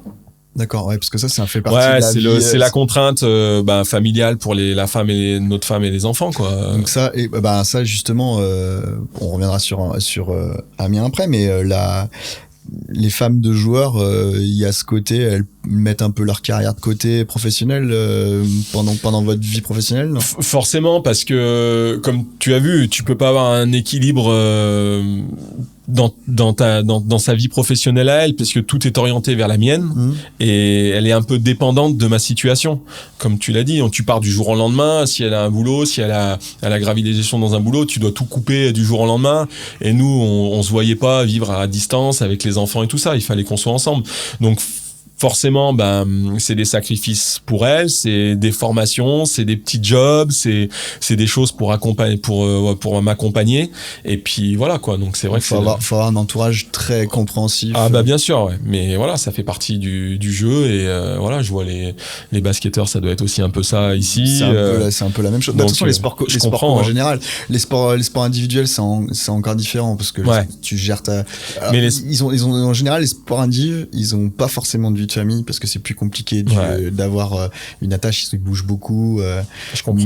Mais c'est vrai que les sportifs, les sports co, quand tu t'installes dans un club pour 1 an, 6 mois, 2 ans, hyper compliqué pour la famille. Ouais. C'est des gros sacrifices. Et donc Amiens, direct, belle expérience. Ouais, ça se passe bien du départ avec ce coach-là, et en fait, il part au bout de 6 mois. J'arrive au mois de janvier et je reste pour 4 mois. On est 15e à la trêve, moi, quand j'arrive, et on finit 4e ou 5e à 4-5 points de montée, peut-être, tu vois. Alors, pas que grâce à moi, mais un ensemble, tu vois, ça se passe super bien. Et donc là, on arrive à faire remplir le stade, alors qu'il y avait, quand j'arrive au mois de janvier, il y avait 2000 personnes au stade. À la fin, on remplit sur les derniers matchs. On fait 10 ou 12 000, tu vois. Donc, en national. Donc, c'était génial, parce que c'est un vrai club Amiens aussi. Donc, voilà. Et puis, je fais une année de plus. Et Chouefny part à Sochaux, il veut m'emmener avec lui en Ligue 2, mais moi je me suis engagé la veille avec Amiens, où j'ai prolongé mon contrat, donc je peux pas. Et puis de toute façon, je sais pas si j'y serais allé. Et puis on reste à Amiens. Je fais encore une année en tant que joueur, et une année moyenne, et encore un changement d'entraîneur et tout, compliqué, 2 changements d'entraîneur dans l'année et tout, et l'arrivée du deuxième entraîneur qui est Christophe Pellissier. Voilà. Et tu te projetais déjà un arrêt de carrière là, ou? Oui, j'y pensais dans un coin de ma tête, parce que comme tu parlais juste avant des problématiques familiales, en fait, quand tu dois bouger à chaque fois, moi j'avais plus envie à 35 ans, avec mes enfants qui grandissaient, à faire 1 an dans un club, repartir 1 an dans un autre. Souvent la fin de carrière, c'est un peu ça, des fois. C'est un peu ça. ça. Et moi, je voulais pas ça, en fait. J'étais très bien physiquement pour continuer à jouer. Je me sentais super bien et j'avais un niveau très correct. Mais je me sentais plus de faire toutes ces concessions, surtout pour ma famille. Tu vois. Donc, je me dis, allez, j'ai une opportunité. Christophe Pélissier vient me voir en fin de saison. Il me dit, Romain, écoute, je te propose de rentrer dans mon staff l'année prochaine. T'es le capitaine de l'équipe. Voilà, ça se passe super bien. Moi, je m'engage sur la durée ici. Voilà, est-ce que ça t'intéresse et tout ça. Il me dit, je te laisse 3-4 jours pour réfléchir et tout. Voilà. Je dis, au bout de 3-4 jours, je dis, bah allez, ok, pas de souci. Et là, on bascule comme ça. T'avais déjà des diplômes? J'avais déjà une partie des diplômes, ouais. Là, t'as quoi aujourd'hui en diplôme? Là, j'ai le DES. En gros, pour faire simple, t'as 3 niveaux diplôme. Alors ça a tout changé, mais ça doit être t'as le premier degré, deuxième degré, troisième degré, pour faire simple. C'est pas l'appellation, mais c'est un peu ça. Et en gros, moi, j'ai le deuxième. Okay. J'ai pas celui pour aller en pro, puisque j'ai arrêté, en fait. C'est ce que je voulais faire, mais j'ai coupé après, parce que quand j'ai arrêté mon parcours dans le foot, on va dire. Ouais. Et donc, Christophe Pélissier te demande d'être dans le staff. C'est quoi ton rôle, là, à ce moment-là? Adjoint? Okay. Ouais. En fait, on est 4. Il y a lui, numéro 1, moi, adjoint. Il y a un entraîneur des gardiens qui ramène avec lui, et il y a un préparateur physique. On est 4. Voilà. Christophe Pélissier, il arrive à ce moment-là de Luznac, non? Luznac, ouais. De l'histoire de Luznac. Qui est monté en Ligue 2, avec des problèmes financiers, tout ça, et qui ne monte pas, et donc il arrive en national à Amiens. Voilà. D'accord. Et humainement, ça a l'air d'être quelqu'un de génial, non? Ouais, ça se passe très bien avec Christophe tout de suite, et surtout, on a un petit staff, on n'est que 4 en national. Et ça, c'est important parce que, en fait, plus il y a de monde dans un staff, plus il y a de frustration. Il y a la gestion de l'être humain, on va dire. Donc voilà, et donc là, on fait les 2 premières saisons. La première saison, on monte la première saison de national à la dernière journée. Voilà. Et on monte la deuxième saison à la dernière journée, pardon. Je me rappelle de c'est un multiplex du coup, en préparant l'interview, je me suis remis dedans, je me rappelais plus. Mais je me rappelle de ce multiplex de Ligue 2 quand vous montez, où il est fou ce truc là, où vous marquez à la dernière minute, contre Reims. Contre Reims, à Reims. Bah oui, en fait, on monte de National en Ligue 2 à la dernière journée, et on monte de Ligue 2 en Ligue 1 à la dernière journée contre Reims. En fait, avant le match, on est 3e ou 4e. Non, on est 3e. Et si on gagne, on peut être 2e ou 3e, donc on monte. Et pendant le match, au bout d'un moment, vous avez match nul. On est 1-1 et on est 5e ou 6e. C'est-à-dire qu'on n'est même plus barragiste ou quoi, on n'est rien du tout, quoi. Et donc là, c'est chaud parce que tu batailles toute une saison et tout. Et on est il reste donc à 6 journées de la fin, on fait 5 victoires en 5 matchs, et le dernier match à jouer à Reims. Et on gagne le 6e match sur 6 à la dernière minute. C'est un truc de malade aussi. Et on monte en Ligue 1. Le club n'était jamais monté en Ligue 1 à la dernière minute, la dernière seconde du dernier. Et l'arbitre siffle la fin sur le but, en fait. Ouais, il y a des joueurs dans l'équipe qui ont fait une bagarre. Il y a Tanguy Ndombele. Oui, ouais, bien sûr. Il y a Monconduit. Il y a Monconduit, il y a Boubacar Kamara. Bon, on a plein de joueurs, mais ouais, c'est un truc. Et c'était donc du coup, alors, peut-être pas tous, mais il y en a certains, c'était tes coéquipiers. Pour certains, ouais. C'est pas trop dur de... Non, parce que... Non, franchement, non, ça se passe vite bien, les mecs, ils comprennent vite. Puis j'étais capitaine, le mec un peu, toi, d'expérience, qui avait 34-35 ans et tout, donc... Non, ça se passe tout de suite très bien, et puis j'essaye de faire venir des mecs avec qui j'ai joué aussi, moi, dans... Voilà, c'est du réseau, on en parle entre coachs, il y a tel joueur que je connais à tel poste qui pourrait être intéressant et tout. J'arrive à faire venir Jean Calvé, Richard Souma, des mecs avec qui j'ai joué à Brest ou à Caen, et qui sont des bons mecs et qui nous aident à monter en Ligue 1 parce qu'ils ont un superbe état d'esprit. Et donc là, ces années Ligue 1 avec Amiens, c'est un peu ce que tu retrouves ce que tu avais un peu avec Brest, non? Ouais, en fait, ce qui se passe, c'est que je passe de Amiens joueur, National Ligue 2, Ligue 1 entraîneur, et quand on joue en Ligue 1, premier match, Parc des Princes, Paris Saint-Germain, présentation de Neymar. Il vient d'arriver il y a 3 jours. Ah ouais. Donc, on arrive au parc, on revient de monter en Ligue 1, et présentation de Neymar, ils ont demandé à décaler le match d'1 heure parce que c'était la présentation officielle de Neymar, le Parc des Princes en feu, mais j'ai jamais vu ça de ma vie. Et là, feu d'artifice, tout, et donc... Tu te dis ça, on est arrivé dans un autre monde. Toi, t'avais connu la Ligue 1. Ouais, mais là, c'était... Puis là, c'était le PSG Bimli. Et au parc. Ouais. Et donc voilà. Et donc, combien le match? On perd 2-0, je crois. Et Cavani qui marque, et je sais plus l'autre, je me rappelle plus. Mais Neymar, il joue pas parce qu'il est présenté, mais il joue pas le premier match. Donc, voilà. Tu passes des belles années là sur le banc? Ouais, super. Au quotidien, l'adjoint, c'est quoi son rôle?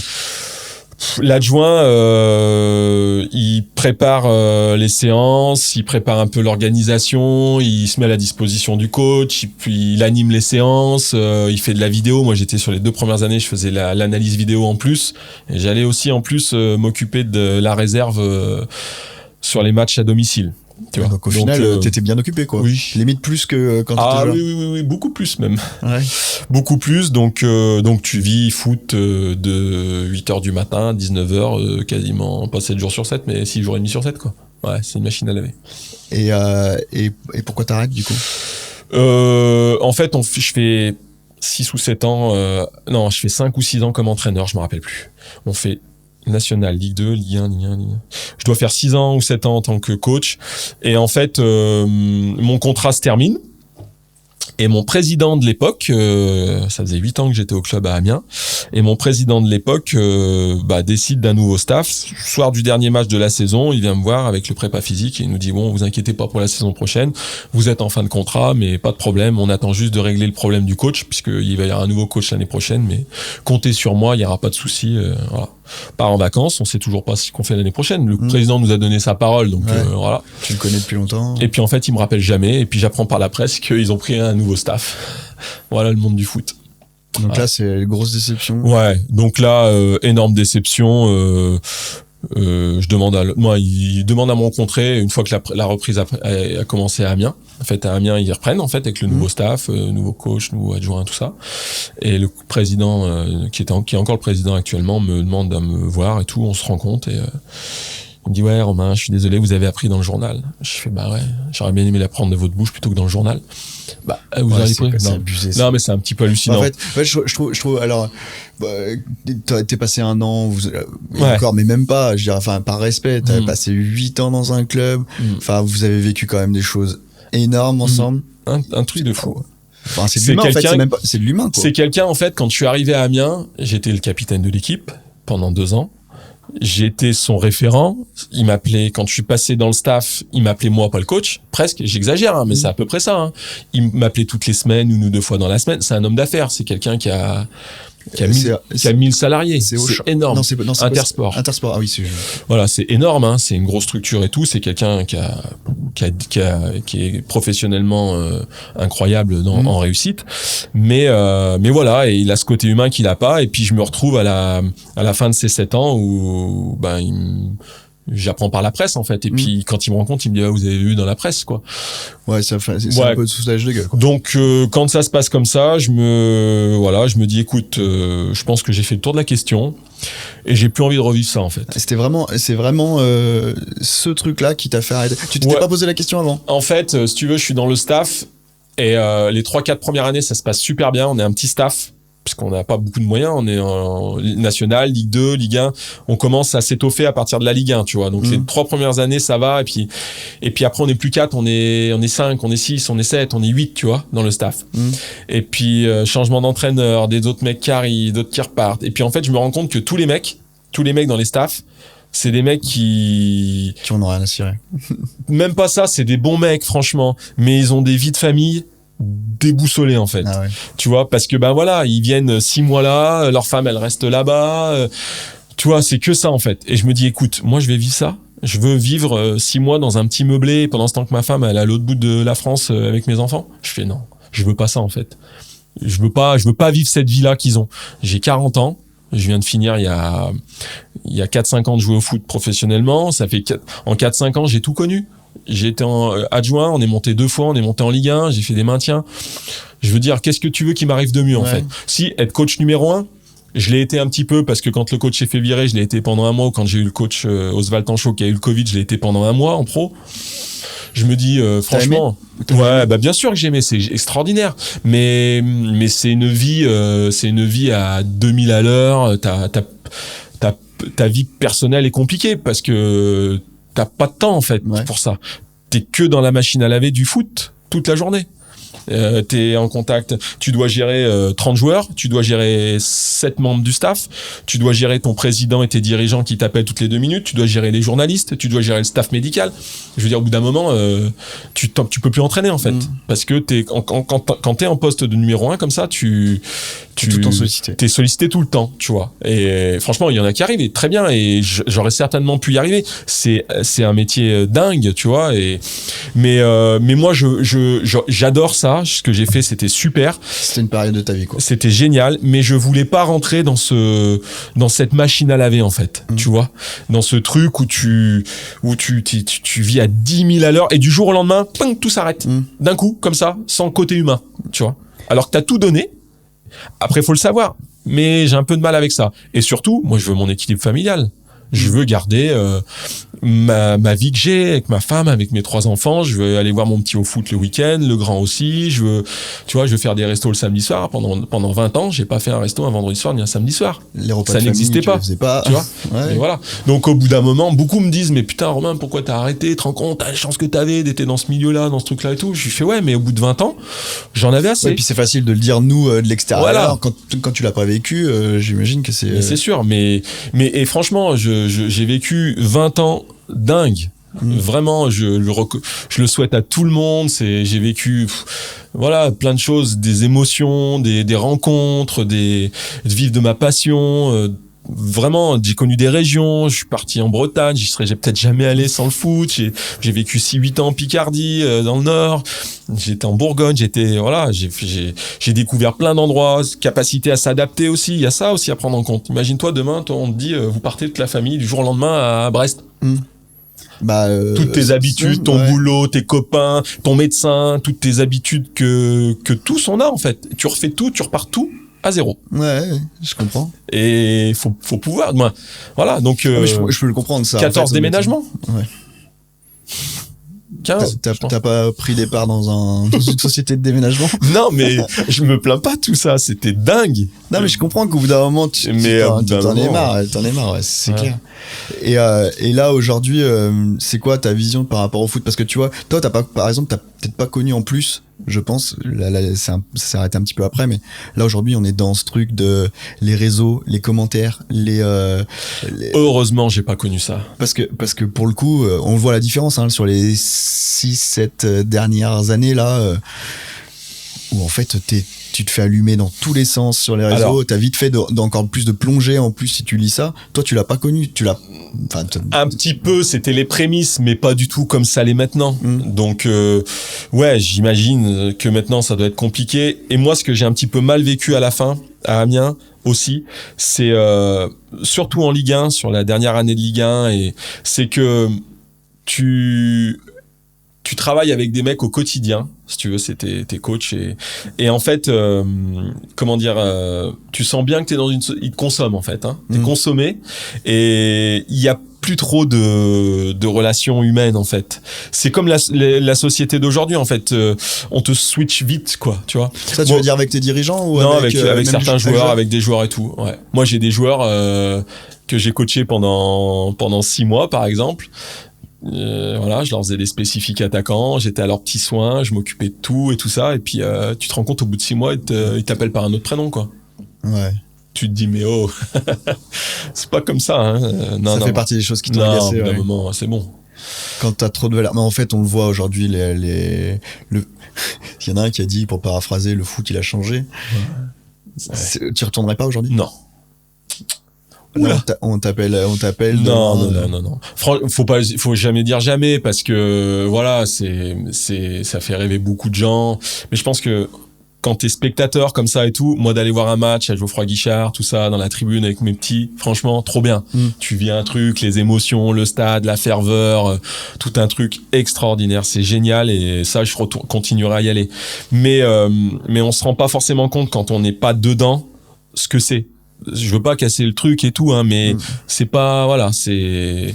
Là, demain, tes enfants, là, par exemple, ils ont la possibilité d'être professionnels. Tu les accompagnes comment? Tu leur dis quoi? Mais je les accompagne à fond, je suis à fond derrière eux, parce que bien sûr que j'ai envie, c'est le rêve de tout gamin, c'est le rêve de tout le monde, et jamais je dirais, bah non, je veux pas qu'ils aillent dans un centre, non, je veux pas qu'ils aillent être footballeurs ou sportifs de haut niveau et tout ça, parce que voilà, le sport, c'est tellement vecteur de plein de choses positives et d'émotions fortes que au contraire, je les accompagnerai. Maintenant, moi, j'en ai assez eu pour moi, en fait. Pendant 20 ans, j'en ai assez eu, et c'est inespéré, et j'en ai carrément bien profité. Mais voilà, maintenant, non, moi, ça me suffit, quoi. J'ai eu des opportunités jusqu'à il y a pas longtemps de peut-être replonger, de repartir, mais ça m'intéresse plus du tout. Et là, même de reprendre avec voilà, Rouen, c'est encore différent. Non, mais c'est complètement différent. Mais par contre, de repartir même sur un projet, par exemple avec un club intermédiaire, tu vois, non. Même pas spécialement. J'ai eu une opportunité ou deux, on m'a contacté, j'ai pas voulu tout de suite, non, je veux pas. T'as gardé des contacts un peu aussi dans le foot, qui sont des joueurs qui sont des joueurs ou des dirigeants qui sont toujours actifs. Ouais, bien sûr, j'ai gardé des contacts et tout ça. Alors, plus les années passent, moins en moins, parce que la vie fait que. Ouais. La vie fait que, et puis quand tu côtoies moins les gens ou que tu les as moins dans ton cercle. Avant, il y a 5 ans, je connaissais tous les joueurs. Moi, je connaissais tous les joueurs. Tu me parlais de n'importe quel joueur de Ligue 1, Ligue 2, National, je le connaissais. Je savais son poste, je savais ses particularités et tout. Forcément, maintenant, de moins en moins, voire quasiment plus. J'ai eu une vraie coupure quand j'ai arrêté, que je suis parti d'Amiens pendant 1 an ou 2. Je n'ai plus regardé de foot du tout à la télé, plus du tout. Je voulais plus. Complet. Zéro complet, plus rien. Même la Ligue des Champions, tout ce que tu veux, plus rien. J'étais sevré, parce qu'avant c'était tous les jours, du matin jusqu'à 18h au stade, et puis le soir à la maison aussi, tu vois. Donc c'était foot tout le temps. Là maintenant je regarde un petit peu les gros matchs, là, les matchs de Ligue des Champions, les gros matchs. Mais voilà, si je tombe dessus, je suis content, voilà. Mais j'ai d'autres, voilà, j'aime d'autres sports aussi. Donc. T'en penses quoi de la Ligue 1 là, en ce moment là? Tu vois la gestion de la Ligue 1, de comment c'est. On a l'impression que les clubs ont scié leur branche sur laquelle ils étaient assis, quoi. En fait, c'est un peu le discours que je tenais il y a 5-6 ans, quand je suis parti de ce milieu-là. Je me dis qu'on est passé d'un sport passion, un sport d'aventure humaine, où tu vis des émotions et tout ça, à un sport où tu as des dirigeants qui, depuis 10 ans, cherchent qu'à une chose, c'est gagner un maximum de fric sur le dos des joueurs. Donc on met ça sur la tête des joueurs en disant voilà, les joueurs, on leur dit ils switchent, ils passent à autre chose. Mais c'est qui a créé ces joueurs là, qui a créé ce système là? On leur dit tu viens 6 mois, tu viens 1 an, puis on va te revendre parce qu'on veut faire du truc. Donc voilà. Et après, moi, ma question, c'est quoi? C'est les supporters, les gens qui suivent tout ça. C'est normal qu'à un moment donné, ils ressentent ça, en fait. Que les joueurs, ils viennent plus pour le maillot, ils viennent plus pour vivre une aventure, ils viennent plus pour faire 4-5 ans dans un club, pour s'identifier au club. Ils viennent pour consommer un truc et essayer d'aller voir mieux ailleurs. Mais c'est un cercle, en fait, tu vois. Et qu'est-ce qui se passe? Les droits télé, oui. Il n'y a plus rien. Parce que les gens, ils s'intéressent plus à ça. Aujourd'hui, on va aller sur des sports un peu différents, avec des valeurs peut-être un peu différentes.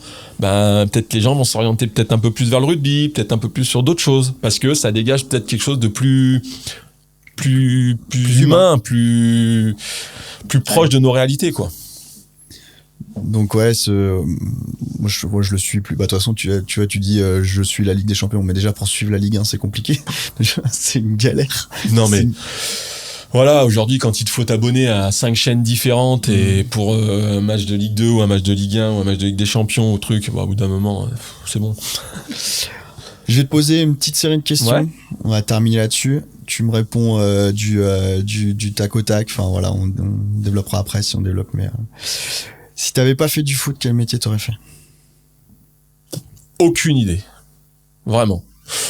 Peut-être éducateur sportif, dans le sport, c'est sûr. Ta devise?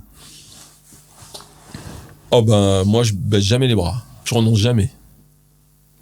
Ton autre sport préféré? À pratiquer ou à revoir? Alors à pratiquer. Tennis. Et à voir? J'aime bien le cyclisme, j'aime bien le basket. Très bien. Ton meilleur moment de footballeur? La montée en Ligue 1 avec Brest. Ton pire moment de footballeur? Ma blessure à Auxerre. Le meilleur joueur avec qui t'es joué? Putain. Avec quelques-uns. Je dirais Olivier Capot et Philippe Mexès. L'adversaire qui t'a le plus impressionné? Eden Hazard. Ton meilleur ami dans le foot? Putain, je vais faire des coups. Tu dois en citer qu'un. Stéphane Mondjeune. Sinon, t'allais en citer Ah trois. putain, non, tu me fais faire un truc trop dur. Et Jean-Pascal Mignot, les deux. Parce que je vois plus Steph. Parce que on se voit un peu plus, mais JP, c'est mon poteau pour la vie quand même. Et tu l'as amené 2-3 fois à Rouen, lui. Ouais. Faut pas trop l'emmener, lui. Ouais, je crois. Hein. J'ai eu des échos de 2-3 soirées. Non, mais JP, je le vois un peu moins parce que voilà, on est un peu plus loin et puis on a moins le réflexe du téléphone qu'avec Steph. Mais c'est voilà. Un regret? Aucun regret. Ton GOAT de tous les temps? Michael Jordan. C'est le deuxième. Ah non. De quoi? Non, je croyais qu'il y en avait un qui avait dit dans mes interviews qui avait déjà dit Jordan, mais non. Est-ce que t'as des regrets? Je t'ai déjà demandé. Non, est-ce que t'es fier de toi? Oui. Et qu'est-ce que je dois te souhaiter? Qu'est-ce que tu dois me souhaiter? Que je reste en bonne santé, que je puisse continuer à faire mon petit tennis et mon footing tous les jours. Que je suis en bonne santé. Surtout. Tous les jours, tu vas courir tous les jours? Non, je vais pas courir tous les jours, mais quand je peux aller courir, je vais courir. Voilà, pouvoir faire du sport. J'essaie d'aller 2-3 fois par semaine, 4, ça dépend. Voilà. Ouais, le foot, tu joues plus du tout? Ouh là là, ça fait trop mal de partout. Non, le foot, c'est trop impactant. Ouais. Non, je pourrais un peu, mais non, ça fait trop mal. J'y ai rejoué il y a 2-3 ans avec les anciens de Rouen, là. Je mettais 2 jours à m'en remettre. Mais non, le tennis, c'est bien parce que il y a pas de contact. Ouais, c'est violent aussi le tennis, hein. Ouais, mais t'as pas le contact que t'as au foot, quoi, tu vois. Non, mais c'est sûr. Tennis, c'est impactant. J'ai joué encore hier midi, j'ai un peu mal de partout, mais c'est pas pareil, c'est pas les mêmes. Et tu dis, t'aimes le vélo? Ouais. Regardez. Ah ouais? Ouais, je me passionne par là. Il y a Paul Sexas qui arrive, Ah ouais, là, ça va être un tueur. T'as regardé du coup Alors, je je vais pas dire de bêtises. Je regarde pas toute la journée le Tour de France et tout ça et tout, mais je suis, ça m'intéresse. J'ai mon deuxième Oscar qui a 16 ans et qui aime bien aussi le vélo. Je l'ai envoyé deux années de suite au Tour de France avec mon père pendant 3-4 jours. Ils ont fait des étapes et tout. Je parle beaucoup de vélo avec lui parce qu'il les connaît tous. Et moi aussi, j'ai toujours été un grand fan de vélo. J'ai grandi avec Indurain, avec la période Armstrong, et tout ça. Et voilà, et je vois que Pogacar, moi je suis pour Pogacar, mais je vois que Sexas il arrive. Et donc là on enregistre, hier il a gagné du coup la Flèche Wallonne. Et il avait gagné le Tour du Pays Basque il y a 10 jours là, ou je sais pas samedi ou dimanche il y a le Liège-Bastogne-Liège là. Ouais, et je pense que ça va être le futur crack. Ouais, il est de Villefranche, ouais, Lyon ou Villefranche. Ouais. Et ben on a aussi dans l'équipe enfin pas G2R, non, Décathlon. Un Rouennais. Alors il est de Cours, Jordan Labrosse. D'accord, ok. Qui est de Cours, donc voilà, tu sauras. C'est un des lieutenants de Sexas si tu regardes. Putain, c'est bon ça. Ouais. Non mais ouais, je suis fan de vélo. J'aime bien les grosses étapes en général, je les loupe pas. Ouais, moi aussi j'adore ça. Ouais, enfin à l'été là, tu te mets dans le canapé, tu regardes. Carrément. Ah non, c'est bon, rigole. On a l'ingénieur du son qui tient la tronche. Bon, merci Romain. Non, c'était cool, c'était top. Ça m'a fait plaisir de reparler avec toi parce que comme je te disais, tu m'avais coaché. Et je crois, si je dis pas de bêtises, t'as pas été à un moment emploi jeune avec le club de Rouen? Non. Non. Putain, tu mets le doute. Non, j'ai pas été emploi jeune moi. Et je me rappelle que tu nous faisais faire des spécifiques attaquants. C'est vrai? Mais oui. Je me rappelle plus. On a fait quelques. C'est vrai? Mais je te jure que c'est vrai. Non, j'étais pas emploi jeune. Hein. Et tu vois, je pousse mon deuxième qui a 16 ans à entraîner à entraîner les petits parce que c'est tellement des bons souvenirs pour moi. Ouais. Tu vois, là, tu me parles de ça, je me rappelais plus parce que je me rappelais que j'avais coaché Olivier Giraud. Ouais. J'ai revu un jeune l'autre fois, qui est plus jeune maintenant, qui a 40 ans, mais je l'ai coaché pareil. Driss. Moussi, ça te dit rien? Non. Et il me dit, je me rappelle quand j'étais petit, tu m'entraînais et tout, tu me filais Ouais. des bonbons, ça m'avait marqué et tout, tu vois. Et c'est trop bien, en fait, de me dire ça. Il y en a plein qui me disent, ah, tu m'as coaché, tu te rappelles. Et moi, je garde des super souvenirs de ça. Et c'est ce que j'ai souvent dit à tous les coachs de Rouennais Foot et partout où je vais. On se souvient toujours de ses premiers coachs. entraîneurs. Ouais, tous. Tous. Je pense que jusqu'à 15 ans, tu te rappelles de tous tes entraîneurs. Mais tous, mais moi, mes éducateurs en débutant et tout, je me rappelle d'eux, j'ai des souvenirs dingues de ça. Et c'est ceux qui comptent le plus, je pense, qui t'ont donné envie de faire ça, tu vois. Et c'est important. Et c'est pour ça que je pousse les jeunes, là, qui ont 17, 18 ans, 19 ans, à entraîner les petites 5 ans, 6 ans, 7 ans. C'est tellement agréable en plus. Ils sont tellement nature et tout que c'est le bon football, ça. Ouais. Bon, très bien. Merci Romain. Merci. On se recroisera sur One, de toute façon, certainement. Merci pour tous vos retours hein, sur les premiers épisodes. C'est cool, je suis super content. Continuez à suivre, partagez les épisodes. Donc disponible sur YouTube, disponible sur Insta. Voici, il y a le compte Insta qu'il faut suivre, bien sûr. Disponible sur toutes les plateformes de podcast, Spotify, Deezer, Apple Podcast, Amazon. Voilà. Donc, amener du monde sur la chaîne. Et puis, on va continuer à vous proposer des moments comme ça avec des sportifs, locaux pour le moment. Et puis après, on verra, hein, si les si anciens sportifs qui font encore un petit peu de sport. des anciens. Non, mais j'en ai des sportifs en activité, des anciens, et j'aime bien avoir différents sports aussi. Donc, et puis pas que des sportifs, des dirigeants aussi. On aura les dirigeants. Donc, franchement, l'idée c'est aussi de voir le sport différemment, et c'est toujours intéressant de voir un petit peu l'envers du décor. Et voilà, toi, t'as eu une belle carrière, donc je suis très content. T'as mis le Rouennais à l'honneur, en tout cas, pendant 20 ans. Donc, c'est gentil. Donc, non, voilà. Mais c'était que des bons moments. Franchement, forcément, des moments un petit peu plus compliqués, avec des blessures mais en tous les cas, je re-signe tout de suite pour la même chose, quoi. Maintenant, tu veux plus. Non, mais avant. Maintenant, non. Je passe à autre chose. Ok. Bien, merci beaucoup. À très bientôt sur Clapping, et puis au revoir. Ciao. Merci Romain. À bientôt. Salut.